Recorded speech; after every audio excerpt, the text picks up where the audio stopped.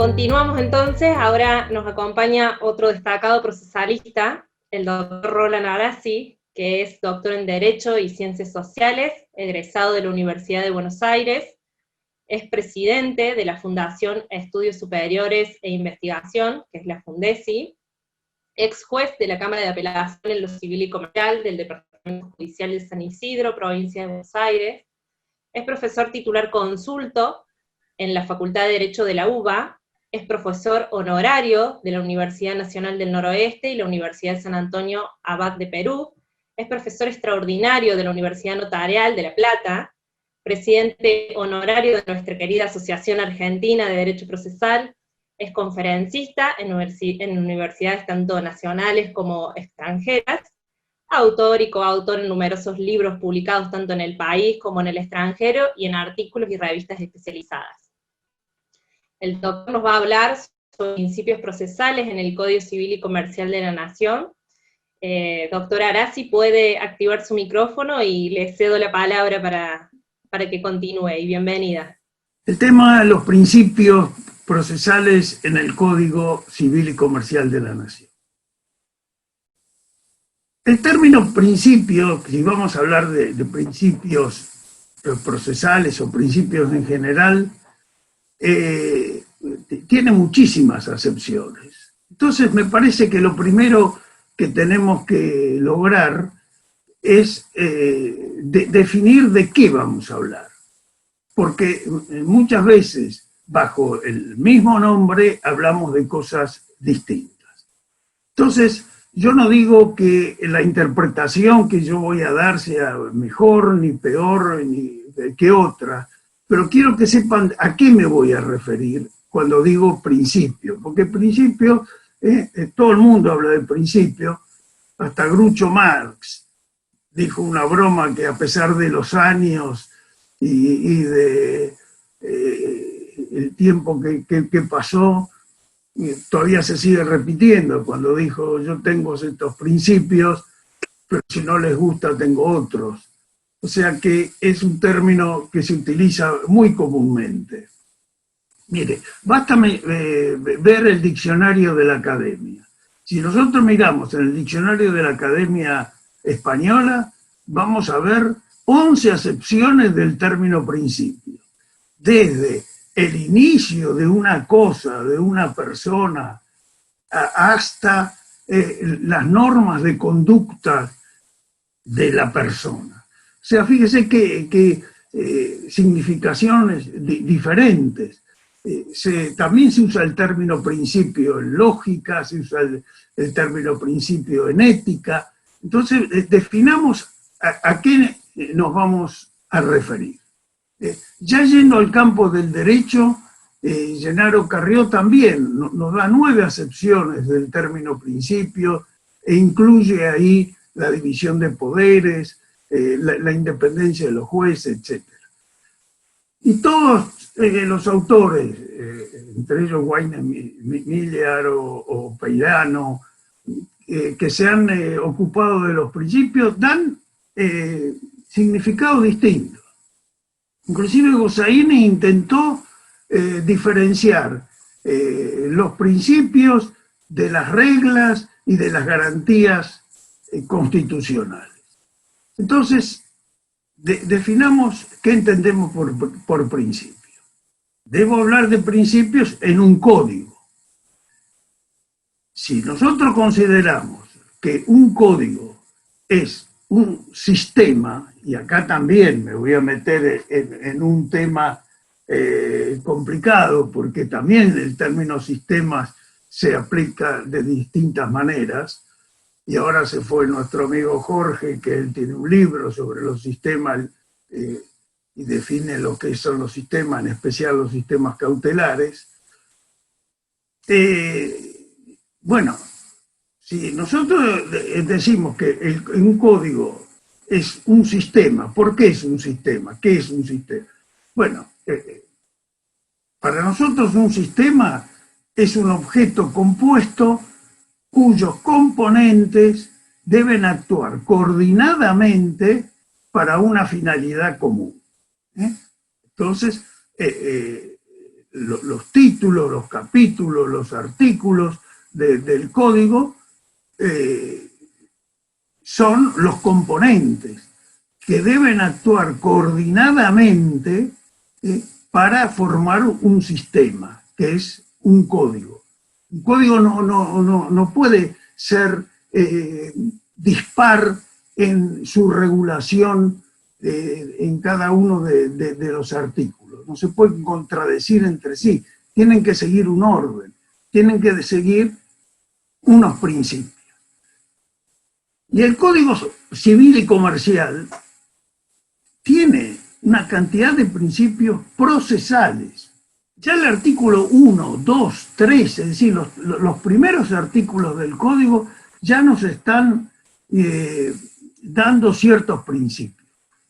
Cuando nos dice que la forma en que deben interpretarse las leyes, y dicen que deben interpretarse con un sentido axiológico, teniendo en cuenta los valores existentes en el momento en que se van a aplicar, no en el momento que tuvo en cuenta el legislador, sino en el momento en que se van a aplicar, que ya nos está dando un principio. Y cuando en el artículo 3 nos dice que los jueces deben fundar razonablemente sus decisiones, razonablemente, y ahí entonces encontramos el principio de razonabilidad. Principio de razonabilidad que el Código Civil y Comercial lo va a aplicar en diversas normas. Para poner un ejemplo, en el artículo 1713, cuando habla de las acciones preventivas, dice que están legitimados las personas que tengan un interés razonable, Sin mencionar el término razonabilidad, pero también referido a ello, el artículo 26 del Código Civil y Comercial, cuando habla de los menores, nos dice que los menores adolescentes, es decir, los que tienen más de 13 años, de acuerdo a su edad y su madurez, podrán ejercer ciertos derechos. Esa madurez la tiene que apreciar el juez en forma razonable. Bueno, Morelo se ocupó mucho del principio de razonabilidad en su libro El proceso civil moderno. Y Morelo decía que era el más importante de los principios, el que establecía los límites, el talón de Aquiles del derecho. Así definía Morelo el principio de razonabilidad. Y el principio de razonabilidad es importante, que como digo, se encuentra en todo el articulado del Código. Por ahora vamos a hablar del Código Civil y Comercial de la Nación.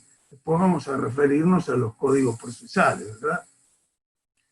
Pero este principio de razonabilidad, ¿qué es? Bueno, se nutre del sentido común, de la lógica, de la proporcionalidad, del principio de proporcionalidad.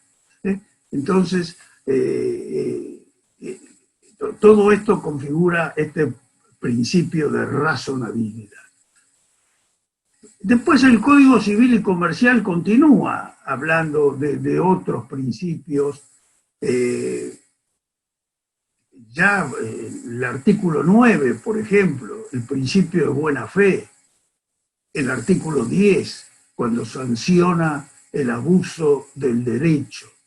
Dice que estos artículos están en el título preliminar del Código, es decir, que abarca todo el articulado.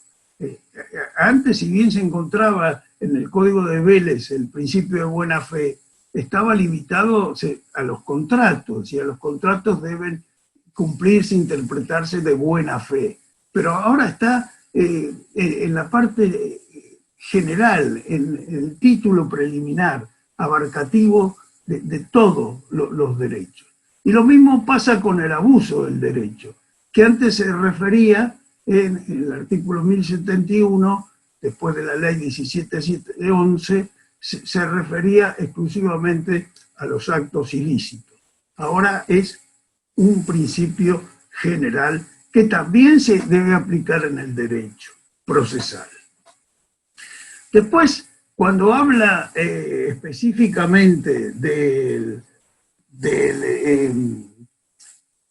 los procesos de familia, ahí trata otros principios, ya directamente llamado que los procesos de familia se regirán por los siguientes principios. Y ahí anuncia una serie de principios como el de oralidad, el de oficiosidad, la tutela efectiva. Es decir, son principios genéricos que también se aplican a todos los procesos. El proyecto de Código Procesal, Civil y Comercial que se remitió el año pasado al Congreso de la Nación y que se encuentra ahí en el Congreso. Pero fíjese, reafirmando un poco lo que decía Jorge antes, se habla ahora en el Congreso de una mega reforma de la justicia federal penal o criminal. Y sin embargo, este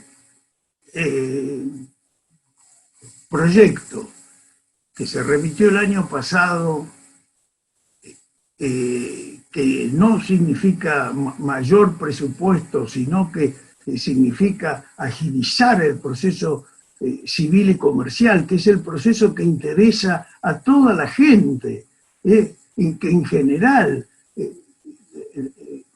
todos conocen las penurias de la mora judicial, pero en estos procesos de desalojo, procesos civiles, procesos de familia, bueno, para este proyecto no hay tiempo.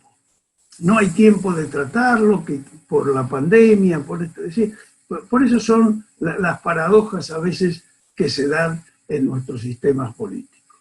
Pero bueno, volviendo a este proyecto tan interesante que se remitió el año pasado al Congreso de la Nación, bueno, ahí hay un título preliminar que tiene 12 artículos, y cada artículo es un principio procesal, que son también directa o indirectamente los mismos que tiene el Código Civil y Comercial de la Nación.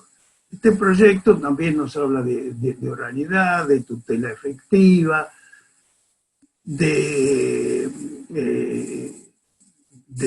buena fe, de decir la verdad, la verdad que es una necesidad que en el proceso las partes actúen con lealtad, buena fe y diciendo la verdad. Bueno, todos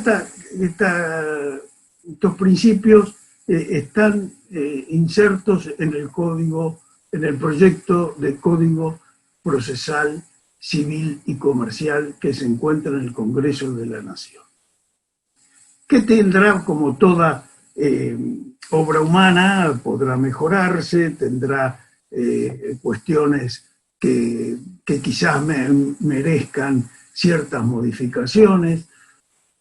Bueno, pero está estructurado por un principio, como se dijo hace tanto tiempo, de rostro más humano. Es decir, se le exige al juez que hable claro, que trate de buscar la verdad. En cuanto a la forma, que pues, del artículo 9 nos dice adaptabilidad de la forma, es decir, puede adaptar las formas a las circunstancias del caso.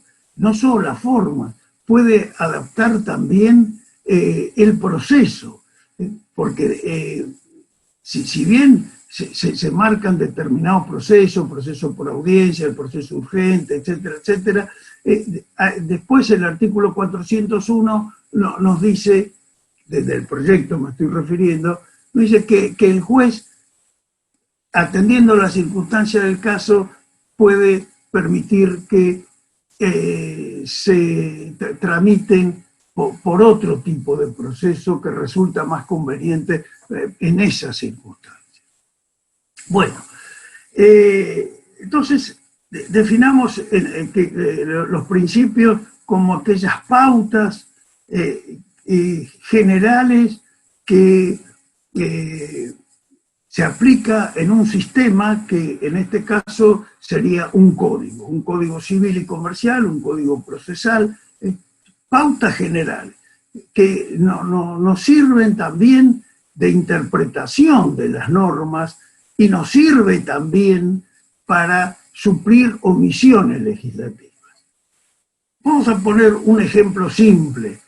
¿Por qué nos sirve para interpretar las normas? Claro, por ejemplo, si nosotros tenemos el principio de oficiosidad, dice el juez debe impulsar de oficio el proceso y evitar su paralización. Y por otro lado, tenemos una norma que nos dice que el juez puede decretar de oficio la caducidad de la instancia si la parte no impulsa el proceso.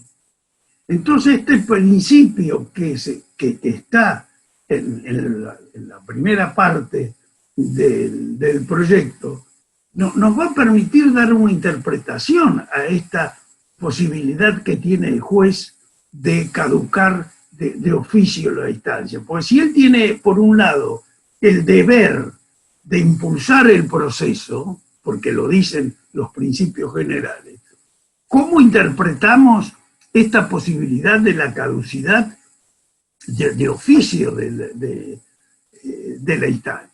Y bueno, debemos interpretarla para ser coherente con el sistema, debemos interpretarla diciendo que podrá declarar la caducidad de instancia cuando el impulso procesal dependa exclusivamente de la parte, pero no pueda el juez impulsarlo de oficio. Porque, insisto, el principio está diciendo que el juez actuará de oficio para evitar la paralización del proceso.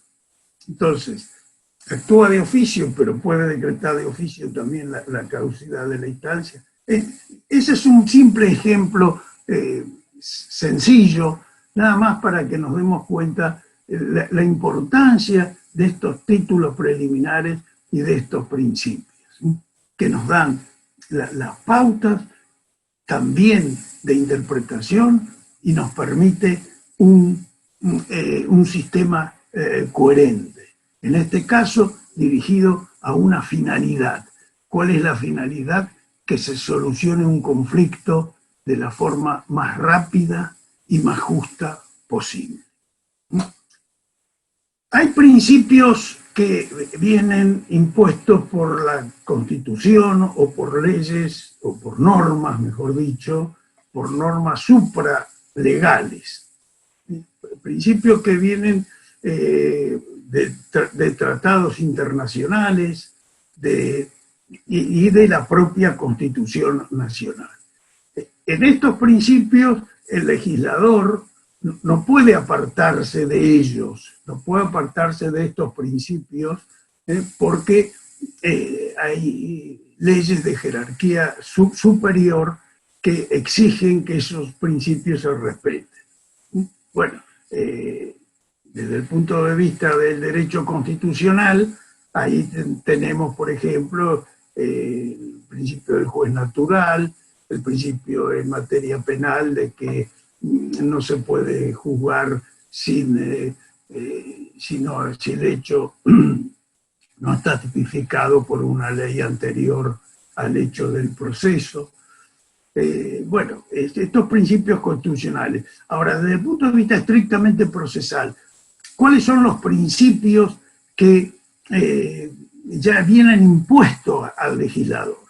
Principios que vienen impuestos al legislador, podríamos mencionar el principio de igualdad, que surge de la Constitución Nacional, el principio de bilateralidad o contradicción, es decir, no se puede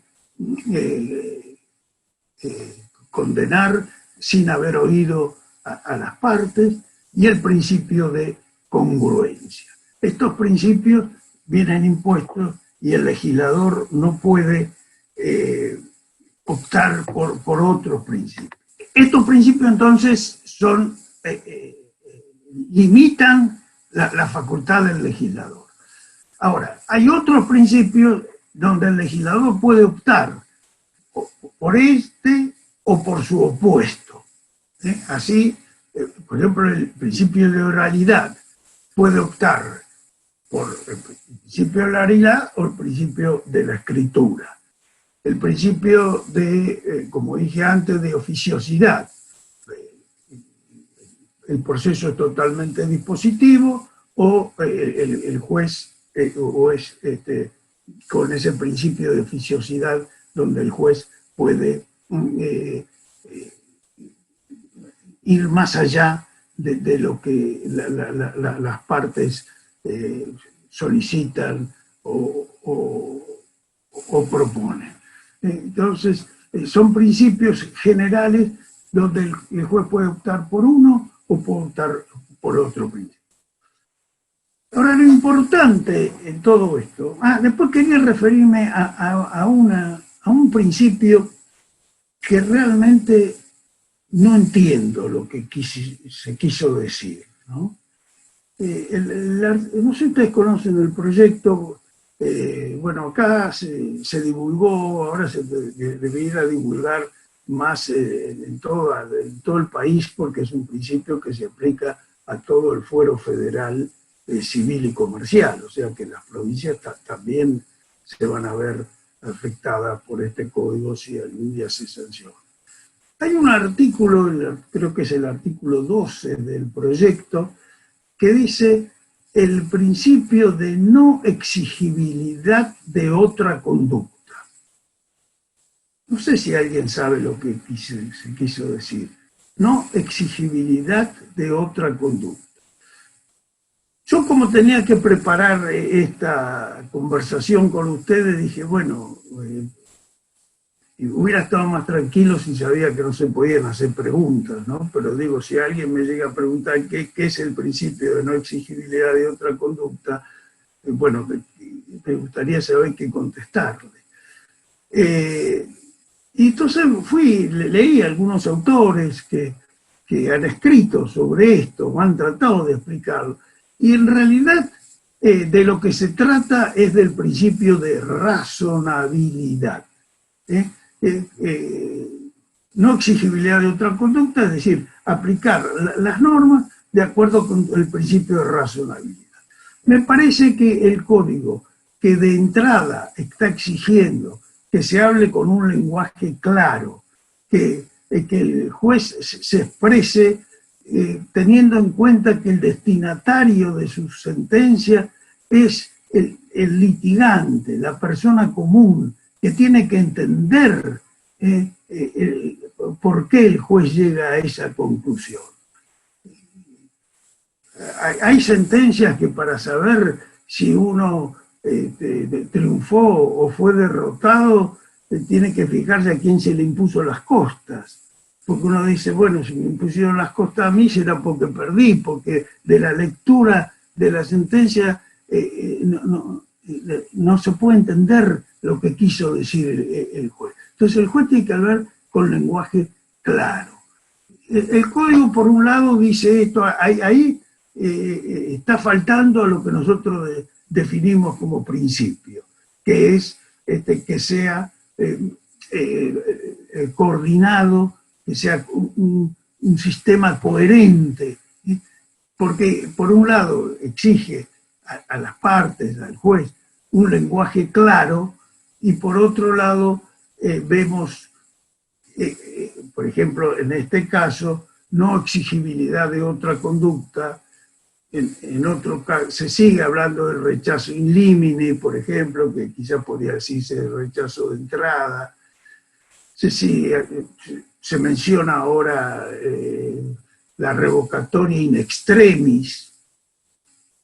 Quizás sería, el lenguaje más claro sería decir revocatoria excepcional. Bueno, pero digo la importancia de los principios para hacer un sistema coherente, ¿verdad? O después dice, cuando habla de los requisitos del recurso extraordinario, dice, informa pauperis. Pregúntele a una persona en la calle si sabe lo que quiere decir esto. Entonces, digo, el código a veces se contradice y no sigue estrictamente lo que pueden ser los principios. Y quiero decirles que actualmente los principios tradicionales se han tratado de flexibilizar para dar paso a estos nuevos principios que, como dije, tratan de hacer un derecho, un proceso con rostro más humano. Este rostro más humano lo estoy sacando de un antiguo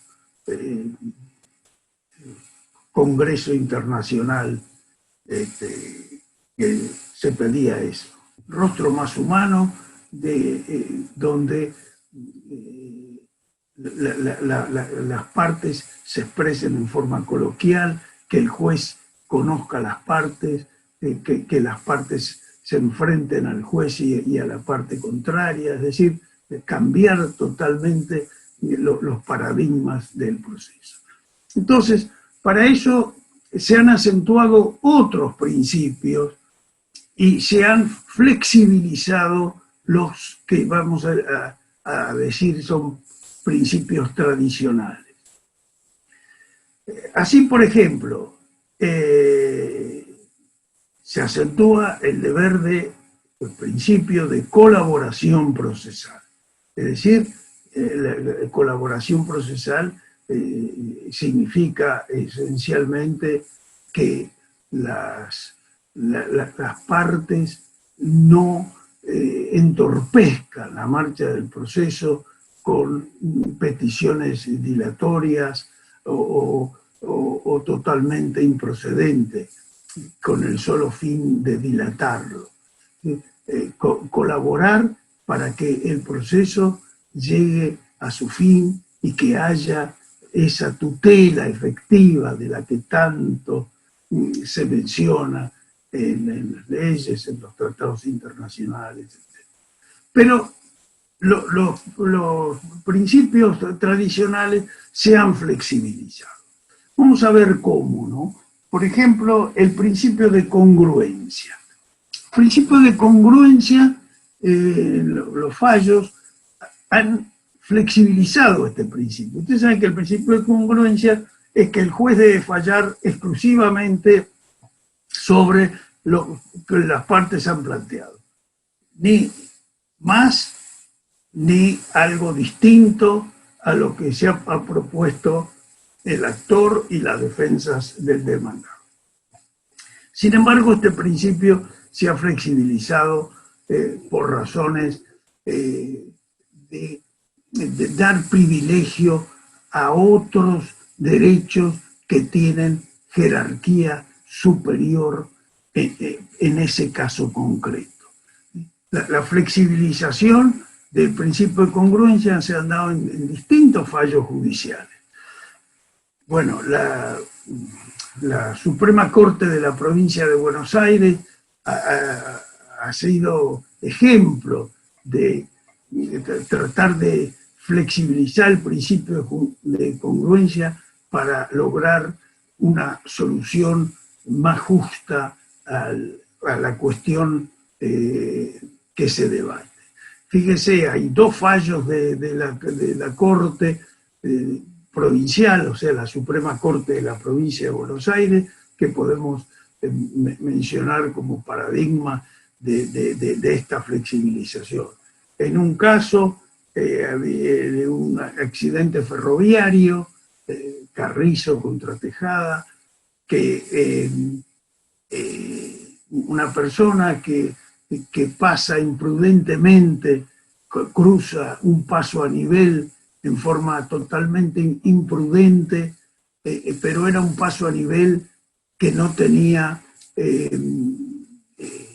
barreras, no tenía señal luminosa, no tenía ningún tipo de señalización de que existía ese paso a nivel.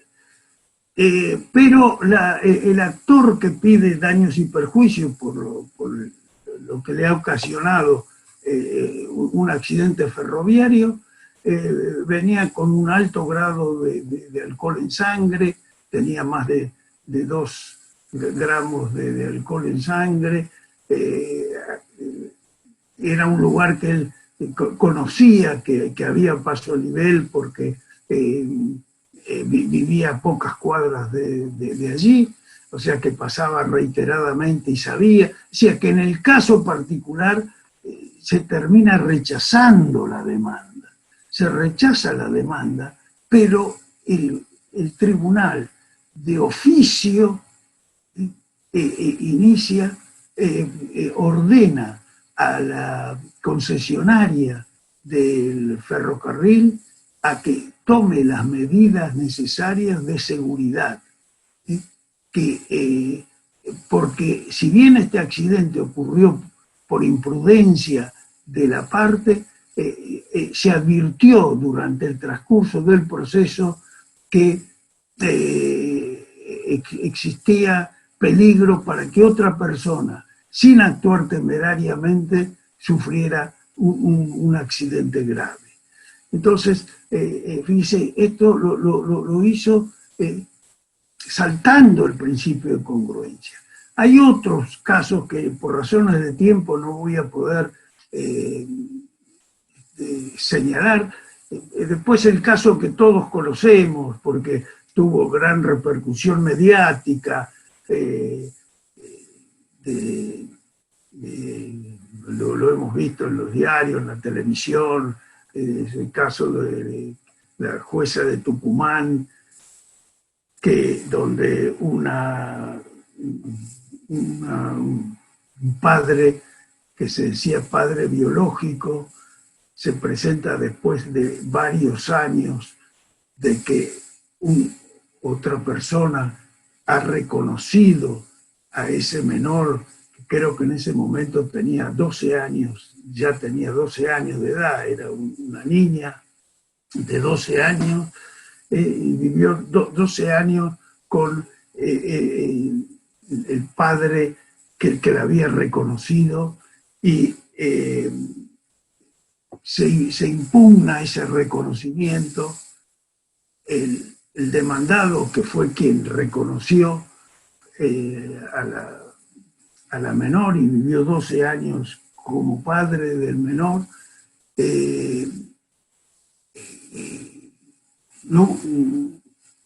cuando contesta la demanda prácticamente acepta que el padre biológico es el que está impugnando el reconocimiento. Pero dice que ha vencido el plazo para la impugnación. La jueza, con una actitud activa, entrevista a la menor, la menor sabía de esa situación, la menor dice que para ella tiene 2 padres, el padre que la crió durante 12 años, y al que consideró su verdadero padre, y el que se presenta ahora, que desde hace un tiempo le viene prodigando el cuidado y cariño que no le dio antes. Y la jueza, declarando la inconstitucionalidad de la norma del Código Civil y Comercial, que dice que hay solo puede tener doble filiación la persona, ordena una triple filiación, es decir, esa niña va, aplicando los principios del interés superior del menor, hace lugar a lo que ella pedía, que era eso, entre comillas, tener dos papás, y le dice, ordena esa triple filiación. Fíjese, ahí saltó totalmente el principio de congruencia, porque lo que se pedía y lo que se estaba discutiendo era si el reconocimiento de la paternidad estaba bien o había que hacer lugar a la impugnación del reconocimiento. Y se sale con una tercera solución que las partes no han planteado. Bueno, de esa forma el principio de congruencia, tenemos otros ejemplos, lamentablemente no hay tiempo, quizás manejé mal el tiempo porque me hubiera gustado hablar también de la flexibilización del principio de legalidad, que también la ley, como dijo Ferraioli, ya el juez no debe ser prisionero de la letra de la ley, o nuestro querido maestro de todos, que fue Vidal Campos, que decía que el juez no es un robot que tiene que aplicar la ley, sino que tiene que hacer justicia buscando dentro de todo el esquema jurídico la solución más justa para el caso que se presenta. El principio de igualdad también se ha flexibilizado. Fíjese, hay dos cosas que quiero resaltar y que por el apuro estoy salteando. En el principio de congruencia del que hablamos antes, el proyecto de código que, como dije, el que se encuentra desde el año pasado en el Congreso de la Nación, dice que el juez debe aplicar este principio en general, utiliza esa palabra, no dice que el juez debe sujetarse a lo que dicen las partes, sino que en términos generales debe aplicar el principio de congruencia. Y cuando habla de la igualdad, no habla de igualdad, sino que entre los deberes del juez está tener en cuenta la igualdad, pero ¿qué agrega? La igualdad real de las partes. Eso quiere decir que no se puede tratar como igual a los desiguales, porque si tratamos igual a los desiguales, acentuamos la desigualdad. Y vuelvo a citar a Ferraioli, que él dice, la indiferencia por las diferencias. Entonces, se trata de este principio de igualdad, atemperarlo para proteger a las personas vulnerables, proteger a los menores, cumplir con todas las normas constitucionales y supranacionales.